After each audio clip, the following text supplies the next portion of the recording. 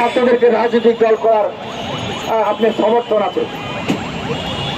আরো বলেছেন যে তাদেরকে সুযোগ না দিলে অন্য অন্য রাজনৈতিক দলগুলো তারা নাকি আওয়ামী লীগের ক্যারেক্টার নিয়ে ফিরে আসবে। আমি সবিনয় বলতে চাই, আপনার অবস্থানটা নিরপেক্ষ অবস্থান হওয়া দরকার।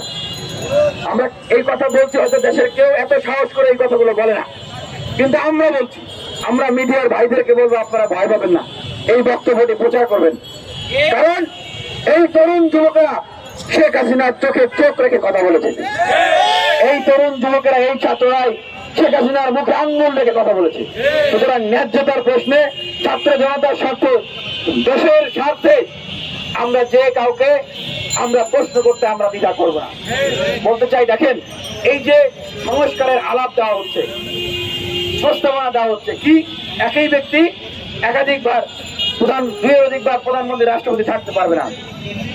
তারপরে কি যে দলের প্রধান রাষ্ট্রের প্রধান হইতে পারবে না। আরো বিভিন্ন রকমের মেকানিজম তৈরি করা প্রস্তাবনা দেওয়া হচ্ছে। কেন? যেন রাষ্ট্রতে নিরপেক্ষভাবে রাষ্ট্রের ব্যবস্থাটা চলে, তাই না? যেন রাষ্ট্রটা নিরপেক্ষ থাকে, কারোর প্রতি যেন বায়াস না হয়। তাহলে আমার একটা প্রশ্নের উত্তর দিবেন আপনারা। যদি আমাদের মাননীয় প্রধান উপদেষ্টা ক্ষমতায় থেকে কোন একটি রাজনৈতিক দল করার জন্য উনি সহযোগিতা করে, বা তার যদি সুদৃষ্টি থাকে ক্ষমতায় থেকে, এবং ক্ষমতায় থেকে যদি রাজনৈতিক দল গঠিত হয়, আবার উনারাই ক্ষমতায় থেকে যদি একটা নির্বাচনের আয়োজন করে, তাহলে এইখানে কি নিরপেক্ষতা থাকে? বলেন, নিরপেক্ষতা থাকে? আপনারাই তো বলছেন নিরপেক্ষতা থাকে না। তো এই প্রশ্নটি আমি মাননীয় প্রধান উপদেষ্টার উদ্দেশ্যে আমি রেখে গেলাম এই বিপ্লবী ছাত্র জনতার পক্ষ থেকে। উনি এই প্রশ্নটার উত্তরটা দিবেন যে উনি যদি নিরপেক্ষ অবস্থানে না থাকেন, তাহলে যেই সংস্কার প্রস্তাবনা, যে মেকানিজম গুলো রাষ্ট্রকে নিরপেক্ষভাবে জনবান্ধব জনস্বার্থে পরিচালনার জন্য করা হচ্ছে, বৈষম্যহীন ব্যবস্থা করার জন্য করা হচ্ছে, তাহলে ওনার হাত ধরে কি এটা আসলে বাস্তবায়ন করা হওয়া সম্ভব না। তাই আমরা বলছি যে এই রাষ্ট্র ব্যবস্থাটাকে এখন আমরা একটা ঝুঁকিপূর্ণ অবস্থায় আপনারা নিয়ে এসছেন। এখন এইখানে একটি জাতীয় ঐক্যের সরকার ছাড়া আর কোন বিকল্প নাই। এই জন্য আমরা বলছি ছাত্রদেরকে নিয়ে একটা জাতীয় ছাত্র কাউন্সিল করতে হবে, যেখানে সকল রাজনৈতিক দলের আন্দোলনে অংশগ্রহণকারী শিক্ষার্থীদের অংশগ্রহণ থাকবে। আগামী নির্বাচনের আগ পর্যন্ত সবাই মিলে একসাথে দেশ বিনির্মাণ করবে, বিশ্ববিদ্যালয় কলেজ ক্যাম্পাসগুলোতে কাজ করবে, রাষ্ট্র সংস্কার করবে। এবং জাতীয় পর্যায়ে সেটা করতে হবে। রাজনৈতিক দলগুলোকে আপনি আহ্বান করে একটি জাতীয় সরকার গঠন করতে হবে। সেখানে ডাইনামিক বিপ্লবীদেরকে রাখতে হবে।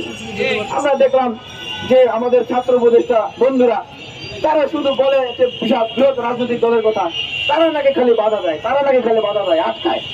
এখন কথা হচ্ছে, ভাই নানান কারণে আপনাদেরকে আটকাইতে পারে, আপনারা পারতেছেন না কেন? আপনাদেরকে কি এই ছাত্র জনতারা জোর করে ওইখানে পাঠাইছিল? পাঠায় নাই তো, আপনারা নিজ থেকে গেছেন। আমরা সমর্থন দিয়েছি, আমরা বলেছি জীবন দিয়ে হলেও, রক্ত দিয়ে হলেও এই সরকারকে আমরা সমর্থন দিব দেশের স্বার্থে। কিন্তু এখন 180 দিন পরে আমরা যখন দেখছি আপনারা পারতেছেন না, তখন আপনারা এর দোষ, ওর দোষ, আওয়ামী লীগের দোষ, এই সমস্ত দোষ অন্যদের ঘাড়ে চাপাচ্ছেন। আপনারা কি একটি বিপ্লবী ধাঁচের জাতীয় সরকার গঠন করার জন্য অন্যান্য যে রাজনৈতিক দল আছে তাদেরকে আহ্বান করেছিলেন? করেন নাই তো, অন্য কাউকে তো ডাকেন নাই। উদর পিন্ডি বুধের গায়ে আপনারা চাপাচ্ছেন। এখন দেখা যাচ্ছে সরকার যখন ব্যর্থ হচ্ছে, তখন আপনারা সরকার ফেলে দিয়েছে, আপনারা এখন রাজনৈতিক দলের নেতৃত্ব দিতে যাচ্ছেন। আমরা আপনাদেরকে ভালোবাসি, আপনাদেরকে স্নেহ করি। আমরা চাই ভবিষ্যৎ বাংলাদেশে আপনারা নেতৃত্ব দিন, তরুণদের নেতৃত্ব দিন, আমরা আপনাদেরকে স্বাগত জানাই। কিন্তু আপনারা ভুল করলে দেশের সাথে, জাতির সাথে, সেক্ষেত্রে আমরা চুপ করে বসে থাকবো। আপনারা আগুনে পা দিবেন, আপনারা পা পিছলে পড়ে যাবেন। আমরা সেই জন্যই আমরা কথা বলছি যেন এটি না করেন। যারা উপদেষ্টা হয়েছেন তাদেরকে উপদেষ্টা মন্ডলীতেই থাকতে হবে, সেখান থেকে রাজনৈতিক দলের আসার কোনো সুযোগ নাই। কারণ আপনারা এই রাষ্ট্রের দায়িত্ব নিয়েছেন, দেশের দায়িত্ব নিয়েছেন। সেখান থেকে যেটি করতে হবে, এই অন্তর্বর্তীকালীন সরকার ব্যবস্থাকে সংস্কার করতে হবে। সেখানে ডাইনামিক ব্যক্তিদেরকে নিয়ে একটি শক্তিশালী অন্তর্বর্তীকালীন সরকার করতে হবে, যেখানে আপনারা আহ্বান করবেন রাজনৈতিক দলগুলোকে অংশগ্রহণ করার জন্য। আমরা দেখতে চাই কারা করে, কারা করে না। কারণ বারবার একটি বৃহৎ রাজনৈতিক দলের নাম আসে। এখন কথা হচ্ছে তারা তো 31 দফা দিয়েছিল, তাই নাই রাষ্ট্র সংস্কারে? তাহলে এখন যদি জাতীয় সরকার হয় সেইখানে ঢুকে 31 দফার বাস্তবায়ন করে যদি নির্বাচন হয় তাহলে সমস্যা কোথায়? আমরা চাই প্রধান উপদেষ্টার জায়গা থেকে সেই প্রস্তাবটা আসুক, জনগণ দেখবে কে যাকে সাড়া দেয়, কে যায় আর কে যায় না। পাশাপাশি আমরা বলতে চাই, এই যে বাংলাদেশের আওয়ামী লীগের যে পুনরুত্থানের কথা, পুনর্বাসনের কথা এই নিয়ে বিভিন্ন জন বলছেন, আমরা কাকে ক্ষমা করতে পারি, কাকে ক্ষমা করতে পারি না। আমরা তাকে ক্ষমা করতে পারি এবং আমরা আওয়ামী লীগের যে নেতাকর্মীরা আছে তাদের উদ্দেশ্যে বলতে চাই, আপনারা শুনে রাখুন, শুনুন, যেই নেত্রী আপনাদেরকে রেখে পালিয়ে গেছে, নিরাপদে আছে, তার কথা শুনে, তার ডাক শুনে আপনারা রাজপথে নামছেন, জীবন বিপন্ন করছেন। এটা বোকামি না? বোকামি না? এইরকম একজন ভিন্ন মেরুদণ্ডহীন ব্যক্তির আপনি কর্মী হিসাবে আপনি কি বাঁচতে চান?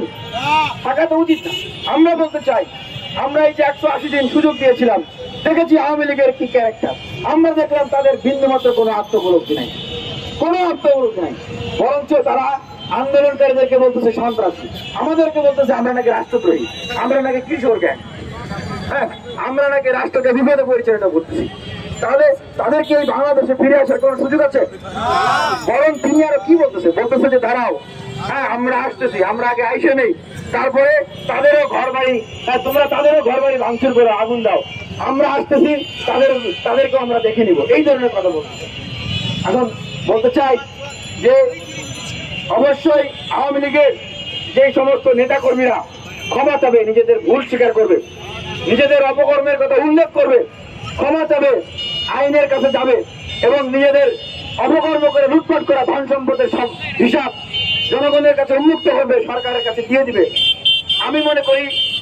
এবং তাদের সাথে করে নিয়ে যারা যৌথভাবে অপকর্মগুলো করেছে তাদের রাত সাক্ষী হবে, আমি মনে করি যে তারা ক্ষমা পেতে পারে, দেশের জনগণ বিবেচনা করবে। কিন্তু যারা এই ধরনের উদ্যত্ত আচরণ করতেছে, যেরকম আচরণ, যেরকম কথা বলেছিল 5 আগস্টের আগে, তাদের কোনোভাবে ক্ষমা পাওয়ার তারা যোগ্য না। কারণ সেই জালিমের কোন আত্মমুক্তি নাই, সেই জালিমকে যদি ক্ষমা করা হয় সেটি হবে মুসলিমদের সাথে অন্যায়। সেই ধরনের অন্যায় অন্তর্বর্তীকালীন সরকারের কাছ থেকে হবে কি আমরা মেনে নেব না।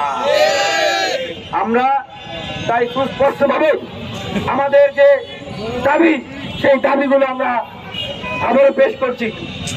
ছাত্রদেরকে, আওয়ামী লীগ এবং জাতীয় পার্টি সহ এই ফ্যাসিবাদের দোসরদের রাজনৈতিক কর্মকাণ্ডকে নিষিদ্ধ করতে হবে, খুনি গণহত্যাকারীদেরকে গ্রেফতার করতে হবে, শাস্তির আওতায় নিয়ে আসতে হবে, ছাত্রদেরকে নিয়ে জাতীয় ছাত্র কাউন্সিল গঠন করতে হবে এবং জাতীয় পর্যায়ে রাজনৈতিক দলগুলোকে নিয়ে জাতীয় ঐক্যের সরকার গঠন করতে হবে, শহীদদের পরিবারের পুনর্বাসন করতে হবে, আহতদেরকে তাদের পুনর্বাসনের ব্যবস্থা করতে হবে।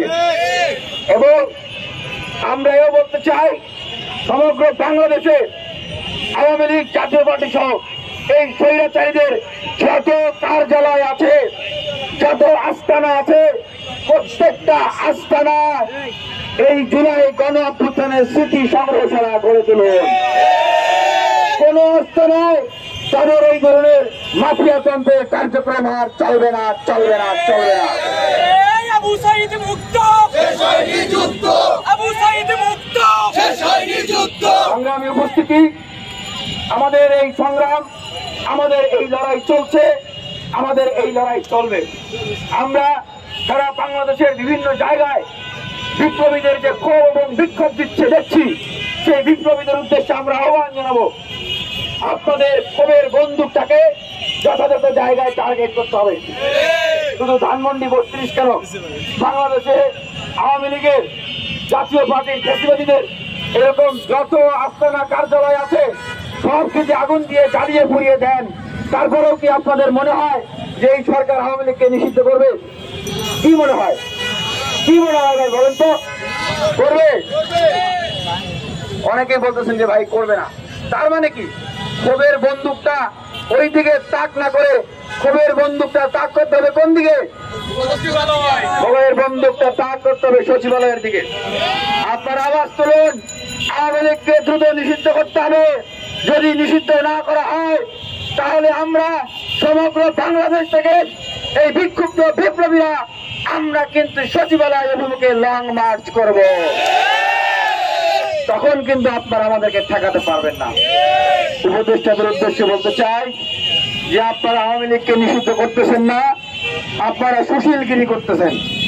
আপনারা সুশীলগিরি করবেন এবং যারা আওয়ামী লীগের নিষিদ্ধের দাবি তুলছে, যারা বিক্ষুব্ধ, আপনারা তাদের উপরে উল্টো হুমকি দিচ্ছেন, তাদেরকে আক্রমণ করবেন, তাদের গায়ে আঁচড় দিবেন। এই ধরনের কোন কাজ যদি আপনাদের পুলিশ প্রশাসন করে তাহলে দেখবেন খুব শীঘ্রই আপনাদের বাড়ির ইটও কিন্তু আপনারা খুঁজে পাবেন না। সংগ্রামী উপস্থিতি, আমরা এই রাজু ভাস্কর্য থেকে একটি বিক্ষোভ মিছিল বের করব। বিক্ষোভ মিছিলটি শাহবাগে গিয়ে সমাপ্ত হবে এবং আজকে শুক্রবার, রবিবার থেকে আমাদের এই